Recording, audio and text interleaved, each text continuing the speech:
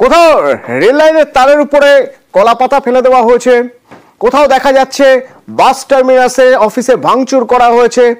এই সবের মাঝেই নবান্ন ছবি একবার দেখে নেওয়া যাক। বিজেপির ডাকা 12 ঘন্টার বন্ধ, এখন সকাল 11টা।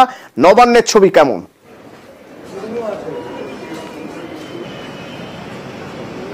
বন্ধ বলে আলাদা করে হয়তো এই ছবি দেখে কিছু বোঝা সম্ভব হচ্ছে না, তার কারণ নবান্নে স্বাভাবিকভাবেই লোকজন আসছেন, যারা কাজ করেন তারা আসছেন, স্বাভাবিকভাবেই কাজকর্ম চলছে অন্য আর 5টা দিনের মতোই ছবিটা।